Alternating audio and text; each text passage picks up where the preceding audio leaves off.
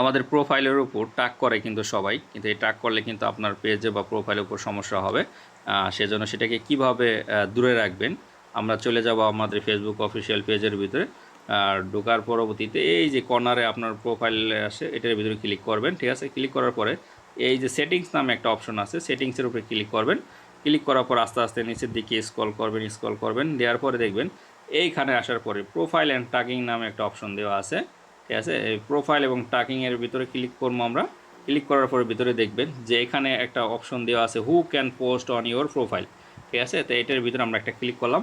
তো যা এখানে সবার দেওয়া থাকবে ফ্রেন্ডস। ঠিক আছে, তো ফ্রেন্ডস অ্যান্ড ওয়ানলি মি দেওয়া থাকবে, তো আপনারা সবাই ফ্রেন্ডস না দিয়ে ওয়ানলি মি দিয়ে রাখবেন। ঠিক আছে, হ্যাঁ, তারপরে নিচে চলে যাবেন আস্তে আস্তে করে। এইখানে দেখেন review, review tags that people add to your post before the tag appear on Facebook. তো এইটার অর্থ হচ্ছে যে আপনার যে সমস্ত বন্ধুবান্ধব আপনাকে ট্যাগ করবে, তখনই আপনার ফেসবুকে একটা নোটিফিকেশন চলে যাবে ট্যাগ করার সাথে সাথে, তখন আপনি ওইটা দেখতে পারবেন এবং ওই ভিডিওটা ডিলিট করে দিতে পারবেন। সেই জন্য সবসময় নোটিফিকেশনটা যাদের এরকম অফ থাকবে আপনারা এটা অন করে দিবেন, তাহলেই আপনার এখানে নোটিফিকেশন চলে আসবে, তখন আপনি ওইটাকে ডিলিট করে দিবেন। আশা করি সবাই বুঝতে পারছেন। ভিডিওটা ভালো লাগলে অবশ্যই সবাই শেয়ার করে দিবেন। থ্যাংক ইউ সো মাচ সবাইকে দেখার জন্য।